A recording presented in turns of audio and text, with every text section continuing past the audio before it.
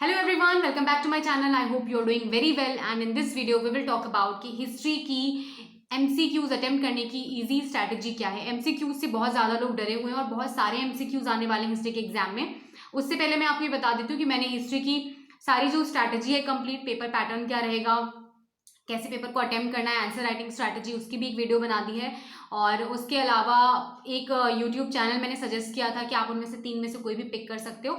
उसमें एक करेक्शन है, ह्यूमन एट ईज जो मैंने आपको यूट्यूब चैनल बताया था, उसमें मैंने बोला था कि there was one girl Shipra Mishra is the teacher, but वो नाम her name is Purva Chaudhary. So yeah there is a correction, वो आप देख लेना, ठीक है।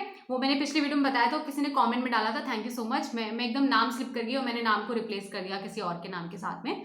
पूर्वा Chaudhary is the name, human at ease, बहुत अच्छा चैनल है उनका, बहुत अच्छा कंटेंट है उनका, हिस्ट्री का पूरा जितना मैंने देखा था बहुत अच्छा था उनका कंटेंट, तो वो आप एक बार देख सकते हो। और वो यूट्यूब से आपकी वन शॉट वीडियोज में भी काफ़ी अच्छी प्रिपरेशन करवा देती हैं। अब हम बात करते हैं कि MCQs अटेम्प्ट करने की क्या स्ट्रैटेजी होनी चाहिए। MCQs देखो, एक तो आपके काफ़ी सारे MCQs आ रहे हैं, तो आपका डिसाइडिंग फैक्टर मार्क्स जो होंगे वो आपके MCQs काफ़ी ज़्यादा कैरी करते हैं।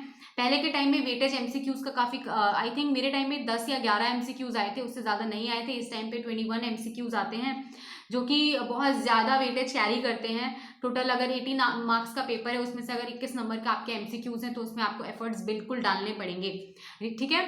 तो अब बहुत सारे बच्चे क्वेश्चन ये कर रहे थे कि MCQs को कैसे टैकल करें, MCQs कैसे होंगे, क्या NCERT सफिशिएंट है MCQs के लिए, कि कोई रेफरेंस बुक उठानी पड़ेगी, कहाँ से करें MCQs, प्रैक्टिस करें, क्या करें। देखो, MCQs के लिए किसी भी आप पेपर में MCQs देखोगे, MCQs की प्रैक्टिस जितनी आप ज़्यादा करोगे उस वो ये कॉम्पिटिटिव एग्जाम नहीं है कि आपने MCQs मैथ के लगा लिए या आपने रीजनिंग के लगा लिए। ये हिस्ट्री का एग्जामिनेशन है, तो इसमें स्टोरी के बीच में से आपका क्वेश्चन पूछ लेते हैं, किसी कॉन्टेक्स्ट में से उठा करके 4 ऑप्शन दे दिए, उसमें से आपने जब तक पूरा नहीं पढ़ा होगा तब तक आप नहीं पता लगा पाओगे कि उसका सही आंसर क्या है, ठीक है। तो उसके लिए ईजीएस्ट स्ट्रैटेजी ही यही है कि आप, बहुत सारे लोग बोलते हैं कि MCQs प्रैक्टिस करो, उससे आप MCQs टैकल कर लोगे। फॉर एग्जाम्पल, आपने प्रैक्टिस 1000 की और उन हज़ारों में से एक भी MCQs नहीं आया तो आपकी वो हज़ारों करने की मेहनत बेकार जाएगी। आप अगर 3 घंटे लगा रहे हो MCQs को प्रैक्टिस करने में, मान लो आपने 50 MCQs भी प्रैक्टिस किए हैं, उनमें से एक भी नहीं आया, आपका कहीं और से आ गया, एक भी MCQ उसका आपका उससे नहीं फंसा, तो आप फिर प्रॉब्लम में चले जाओगे। तो जितना आप टाइम उसमें इन्वेस्ट कर रहे हो जो उस MCQ सॉल्व करने में, उस टाइम को आप NCERT की रीडिंग में इन्वेस्ट करो, ठीक है।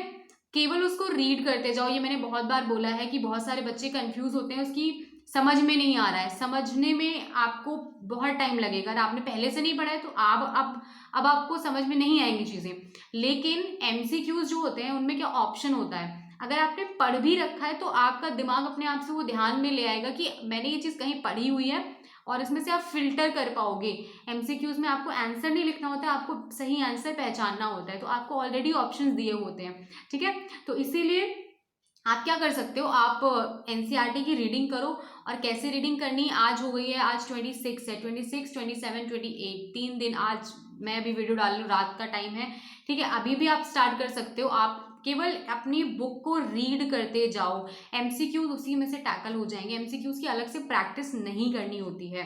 ये आपका कोई रीजनिंग या क्वांटिटेटिव एप्टीट्यूड नहीं है कि आपने जितने ज़्यादा MCQs किए तो आप ज़्यादा क्वेश्चन टैकल कर पाओगे। स्पीड टेस्ट आपका नहीं हो रहा है, ये आपका, आप सही टिक करके आते हो, सही मार्क करके आते हो आंसर की नहीं, ये चीज़ आपकी टेस्ट की जा रही है। और 21 MCQs हैं, तो अगर आपको 21 नंबर वो चाहिए तो आपको 21 के 21 सही करके आने हैं, ठीक है।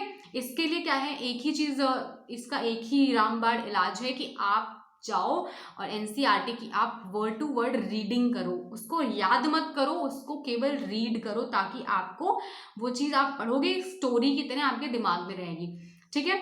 आप क्या कर सकते हो, अभी फॉर एग्जाम्पल अभी उठाई तो पहली बुक आप रीड कर डालो, केवल उसको पढ़ डालो। और बहुत ज़्यादा पॉसिबल है, ऐसा बिल्कुल भी नहीं है कि नई रीडिंग नहीं हो सकती है, बिल्कुल हो सकती है रीडिंग।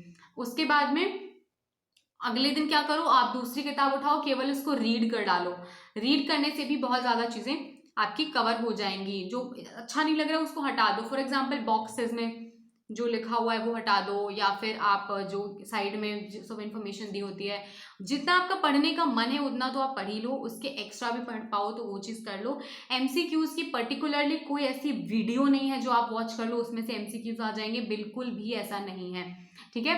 एमसीक्यूज क्योंकि वो कहीं से भी सीबीएसई का जो पेपर पैटर्न है उसमें वो कहीं से भी उठा करके आपको एमसीक्यूज दे सकते हैं, और उसमें आपके ऑप्शन होंगे तो आप फिल्टर कर लोगे अगर आपने एक बार पढ़ रखा है उसको, ठीक है। तो इसके लिए कोई और स्ट्रैटेजी नहीं है। बहुत सारे बच्चे कंफ्यूज हो रहे हैं कि एमसीक्यूज कैसे करेंगे, और अटेम्प्ट करने का मैं बता देती हूँ। जैसे ही पेपर मिलता है सबसे पहले एमसीक्यूज ही अटेम्प्ट करना, क्योंकि एमसीक्यूज एक तो ज़्यादा नंबर के हैं, 21 मार्क्स के। एक बार अगर आप कंफ्यूज हो गए फिर आपका पूरा पेपर हो जाएगा बर्बाद, आप बाद में अगर करोगे इसको, इसीलिए सबसे पहले आप एमसीक्यूज को ही टैकल करना, ठीक है। तो सबसे इंपॉर्टेंट है कि आप सबसे पहले, आपको पेपर मिला, आप देख लो क्या क्या है, जो आपका रीडिंग टाइम होता है उसमें आप टिक कर लो अपने पेंसिल से अपने पेपर में। अगर ये अलाउड नहीं है तो मत करना, बट अपने दिमाग में देख लो कि हाँ ये चीज़ें सही होंगी।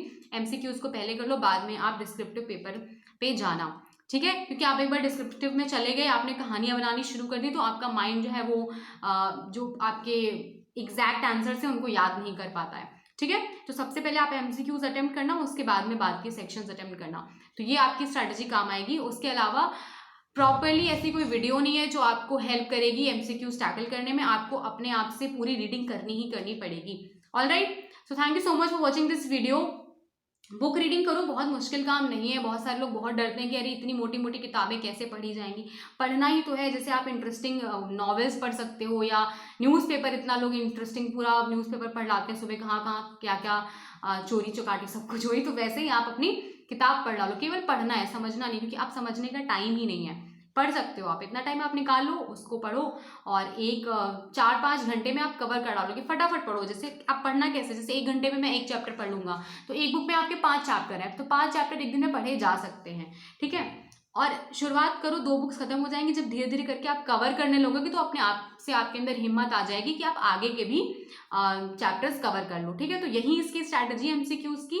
प्रॉपरली आप इसको फॉलो करो, और सबसे पहले एमसीक्यूज आप सेक्शन अटेम्प्ट करना। Thank you so much for watching this video. We will see in the next video. Apart from that, CUET examination की जो डेट है वो 30 मार्च आई गेस, जो लास्ट डेट है, उसके बारे में बहुत सारी इन्फॉर्मेशन है, वो नेक्स्ट वीडियोस में आती रहेगी आपकी। और thank you so much for watching this video. If you like this content then hit the like button, subscribe to my channel, and बाकी जितनी भी लिंक्स हैं वीडियोस की पुरानी, वो मैं अपने डिस्क्रिप्शन बॉक्स में दे दूँगी, एक बार चेक कर लेना जाकर के, वहाँ से आपको पूरी स्ट्रैटेजी की हेल्प मिल जाएगी। Thank you so much, bye.